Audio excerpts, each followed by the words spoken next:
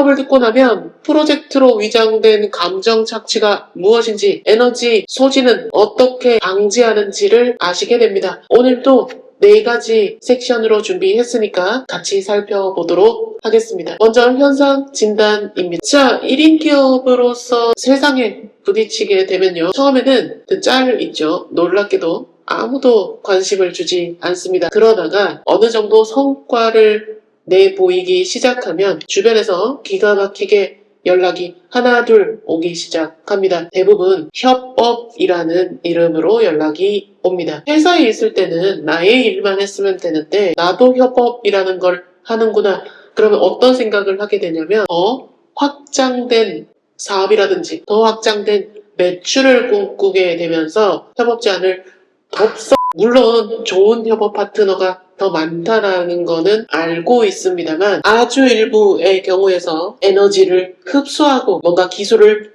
탈취하는 유형이 있습니다. 그걸 잘못 경험하고 나면 정말 열심히 소위 말해서 내 자식 같은 제품이나 서비스가 뺏길 수도 있고요. 더 나아가서는 이 내부적으로 상처를 입은 내상이 커져서 세상을 더 어둡게 본다거나 냉소적으로 바뀔 수가 있습니다. 자, 그런 거를 미연에 방지하고 건강한 협력 관계를 위한 준비는 어떻게 해야 되는지에 관해서 말씀드리고자 이 주제를 정했고 이 섹션을 시작하고 있습니다. 보통 제가 다른 강의에서도 말씀드렸지만 나를 응원해주는 가족 빼고는 다 자기에게 이득이 있어서 접근을 한다라고 봐주시면 좋을 것 같습니다. 물론 사람을 대할 때는 따뜻한 마음으로 환대해주는 것이 좋으나 제가 시즌 1에서 얘기했던 것처럼 어느 정도 경계는 있어야 된다. 우리가 레비나스와 데리다처럼 이 철학의 삶만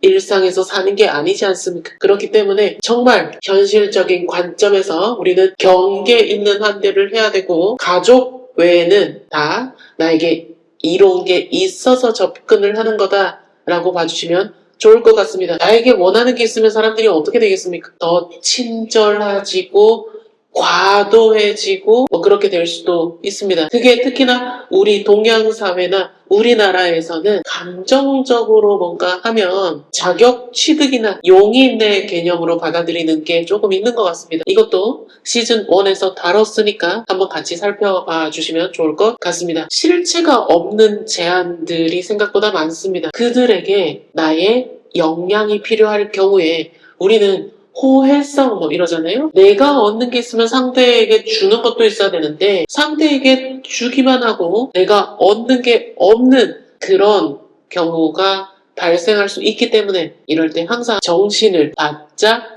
차리자라고 하는 것들을 말씀드립니다. 개인적으로 이럴 수도 있어요. 내가 뭔가 기버가 돼야 되겠다. 나는 똑똑한 기버가 돼야 되겠다라고 할 수도 있는데 제가 느끼기에는 물론 처음부터 아주 이거를 잘 판단을 해서 선천적으로 잘하시는 분이 분명히 있고 저도 많이 봤습니다만 저 같은 경우에는 호구가 돼 그러면서 흑화도 돼 그러다가 소위 말하는 영리한 기버가 됐습니다. 그걸 제 표현으로 하면 경계 있는 환대라고 한 겁니다. 저는 몸으로 깨닫고 마음으로 여기 계시는 대표님들께서는 겪지 않으시면 좋겠다라는 생각이 듭니다. 이 강의의 저변에 깔려 있습니다. 아직까지도 그렇게 정말 일부지만 누군가의 역량이나 에너지와 시간이 자기 것으로 알고 있는 사람들이 진짜 많이 숨어 있습니다. 잘 발견하셔서 잘 피하시면 좋겠다라는 말씀을 드립니다. 누군가가 협업 제안을 했는데 그 사람이 만약에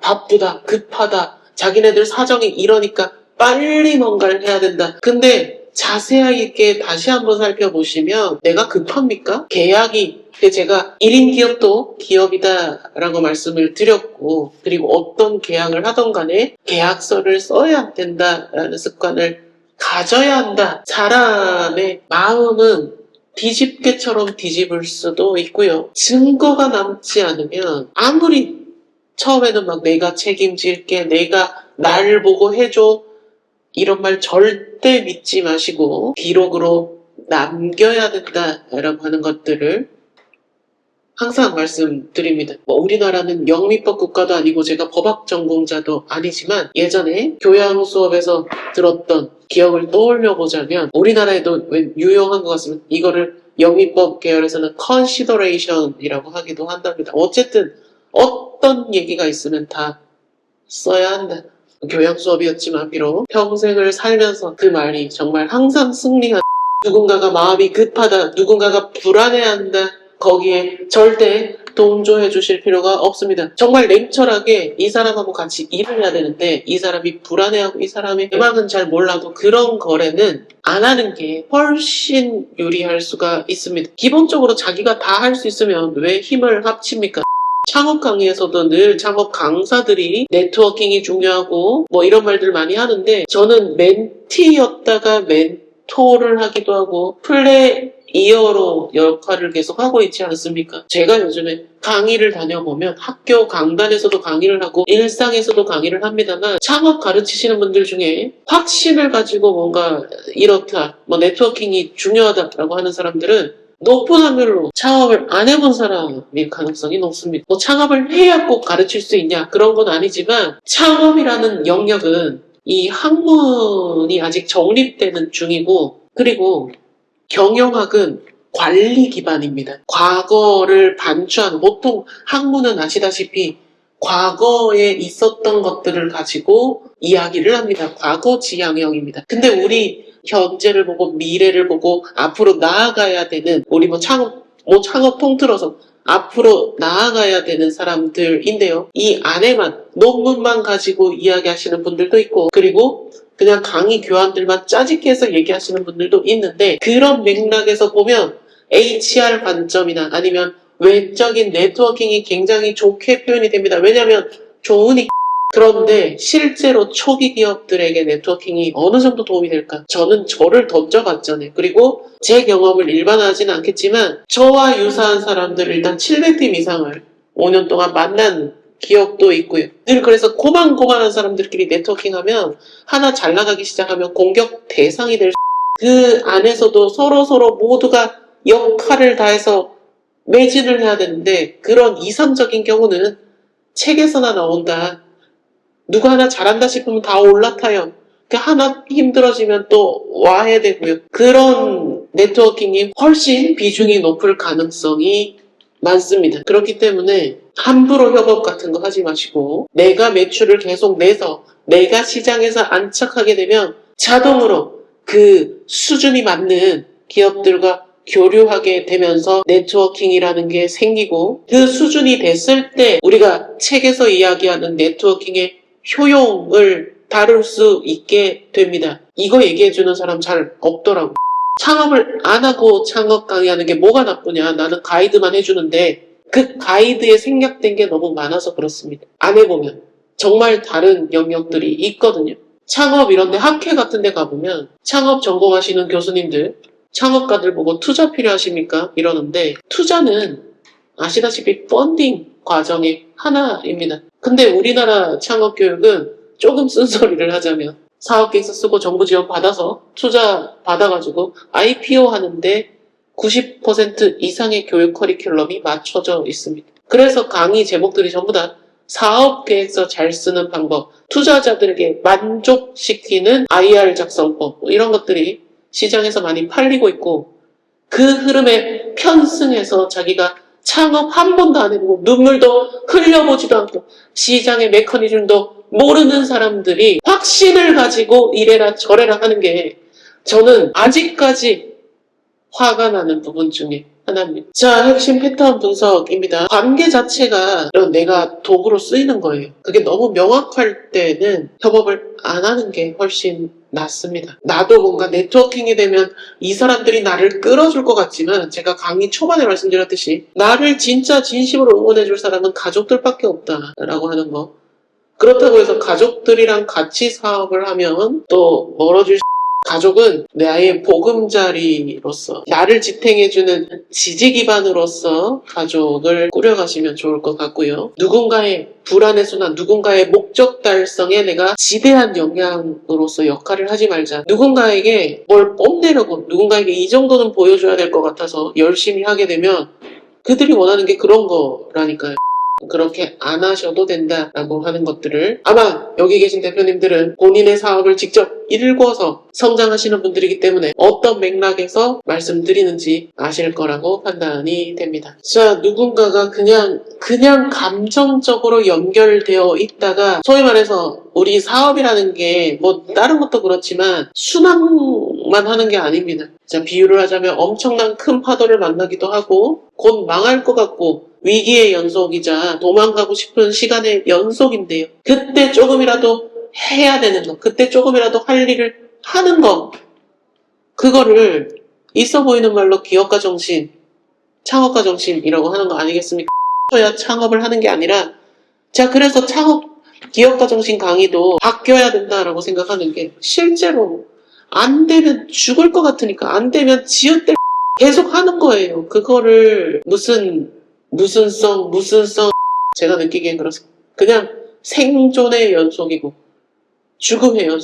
도망가는 사람이 훨씬 많고 뒷짐지고 관망하는 사람들이 많습니다. 협업하는 사람들이라 하더라도요. 그러니까 함부로 협업하지 말라는 말이 그런 말인 겁니다. 자, 판별 및 사전 예방에 대해서 말씀드리겠습니다. 협업이 나쁜 거가 있냐? 좋은 것도 있습니다. 좋은 협업, 성공할 가능성이 높은 협업, 목적 달성을 할 가능성이 높은 협업과 흐지부지 될 가능성이 높은 협업 두 가지로 한번 나눠봤는데요. 여기 살펴보시면 실제 협업이라고 썼습니다. 일정과 역할, 책임을 언급하고요. 뭔가 서류화 작업도 착착착 뭔가 순풍 달듯이 진행이 됩니다. 그런데 위장협업 같은 경우에는 자, 우리 함께 뭔가 합시다. 자, 우리 같이 뭔가를 합시다. 더 멀리 가고 끝까지 가고 그런 게 어디 있습니까? 그런 형이상학적인 말들이 많이 튀어나오는 것 같다. 그리고 뭔가 머릿속으로 머리 굴려보면 하루아침에도 완성될 것 같다. 그거 아닙니다. 현실에서 하나 만들어내는 거는 진짜 어렵습니다. 그런 것들에 혹하지 말자라고 하는 것들입니다. 그리고 막 함께 뭔가 이런 걸 막 이렇게 감정적으로 뭔가 많이 하는 사람들이 주최 측이다. 그러면 그런 에너지원을 모아서 본인이 돋보이고 싶거나 본인이 원하는 게 있어서 그럴 가능성이 높습니다. 본인이 혼자 다 하기에는 엄두가 안 나서 그런 말들로 사람들의 감정을 흔드는 것이라고도 봐주시면 조금 더 넓게 보실 수 있다라고 하는 겁니다. 자, 조금 더 구체화시켜서 들어가 보면 시제가 불확실하다라든지 감정 기반의 언어를 많이 쓴다든지 이거는 나중에 직원을 채용하시더라도 이를테면 대표님 존경합니다. 대표님 저는 대표님 철학만 어쩌고저쩌고 하시는 직원들은 뽑지 마십시오. 여러 가지 경우가 있겠습니다만 그거는 시즌 1에서 왜 그런지를 분석을 했기 때문에 함께 살펴봐 주셔도 좋을 것 같습니다. 이런 사람들이 있습니다. 보면서 자극받습니다. 긍정적으로 자극받습니다. 자극받아서 어쩔 건데 자기도 하던가 그런 말들을 생각보다 많이 들으실 겁니다. 뭔가 성과를 내고 있으면 그냥 고맙습니다 하고 흘러 들으시면 되고요. 그런 사람들이 협업 제안을 해온다. 높은 확률로 그 머리 쓰는 것들이 눈에 보입니다. 멀리 하십시오. 이용하려는 수작일 가능성이 높습니다. 아닐 수도 있지만 도사리고 있습니다. 곳곳에서. 내가 정신 차려야 된다. 늘 강조드립니다. 자, 그러면 어떻게 이런 것들을 막아내냐? 싸우자 이런 게 아니라 제안이 들어오면 구체적으로 얘기하십시오. 우리 뭔가 써야 되잖아요. 나중에 뭔가 찍어야 될 수도 있고 구체적으로 나의 이익과 내가 줄 것들을 명확하게 얘기하는 연습을 해야 됩니다. 특히나 사업을 하는 사람들은 우리 사회 문화가 나이가 어릴수록 부담될 수도 있습니다. 내가 괜히 잘못 말하는 거 아닐까? 내가 평판이 나빠지는 게 아닐까? 신경 쓰지 마십시오. 내가 나를 지키고 우리 회사를 지켜야 존재하지 않겠습니까? 진짜 늘 말씀드리지만 뭔가 기술을 탈취하려는 사람들, 뭔가 자기 걸로 만들려는 사람들은 웃으면서 다가옵니다. 더 착한 사람인 것처럼. 근데 그게 자기네들의 생존 기술일 수 있다. 직원들 중에도 그런 직원이 있을 수 있으니 이것도 시즌 1에서 참조해 주시면 좋을 것 같습니다. 모호하다 그러면 좀 한번 다시 생각해 보시면 좋을 것 같고요. 그리고 뭔가 뭘 할 때는 꼭 서류로 남겨도 어떤 사람들은 카톡으로 남기는데 얼마나 없어 보여. 서류화해서 공식적인 문서로 만들어서 남겨놓는 게 서로서로 유용합니다. 자, 마지막으로 리더의 대응 및 실천 전략을 하고 마치도록 하겠습니다. 특히나 늘 말씀드리지만 우리 사회에서 이런 거절이나 이런 나의 요구사항을 얘기하는 거 좀 안 되는 거 아닌가? 그거 아닙니다. 뭐 직장 생활을 할 때는 하라면 해야지 어떡해. 근데 나는 개인이 아니라 우리 회사를 대표하는 사람이고 회사를 지켜야 되는 입장입니다. 그러려면 명확하게 이해관계를 요구하는 게 맞습니다. 이게 저는 실전 창업 교육이라고 생각합니다. 그리고 협업 제안을 받았을 때 자, 어떻게 하면 조금 이런 사람들의 패턴을 무력화시킬 수 있을까 이런 고민을 조금 해봤는데 3가지 정도로 도출이 됐습니다. 상대가 정당하게 기여하는가, 나의 역량과 나의 에너지만 원하는 게 아닌가, 그런 것들을 한번 살펴보실 필요가 있고, 상대가 내가 필요한 리소스를 구체적으로 언급하는가, 아니면 얼렁뚱땅 모든 걸 다 해주기를 원하는가, 그런 것들도 한번 살펴보시면 조금 더 시야를 띄워서 보는데 도움이 되실 거라고 판단이 듭니다. 그리고 3번째, 제안의 책임이 분명 막 좋은 게 좋다 그러고 막 친하다 그러고 막 가치 이상 가짜 추억을 만들고 그런 사람들 천지거든요. 그러니까 극소수의 사람들이 그러는데 그런 사람들은 대부분 그렇게 유대감을 만들려고 할 겁니다. 자꾸 좋은 척 해가지고 뭔가 얻어가려는 거니까 그런 거에 너무 이용당하지 않으셨으면 좋겠다 라고 하는 말씀도 드립니다. 내 기술은 내가 지켜야 되는 거예요. 나를 진심으로 응원해줄 사람은 가족뿐이고 직원들도 잘 모를 겁니다. 나중에 직원 채용해보시면 느낍니다. 오늘 강의도 도움이 됐다면 좋아요를 눌러주시고요. 지켜보다가 이 채널 무해하다 싶으시면 구독 눌러주시면 다음 에피소드 만드는데 큰 도움이 됩니다. 오늘도 답이 없는 창업의 길을 묵묵하게 나아가시는 대표님들을 존경합니다.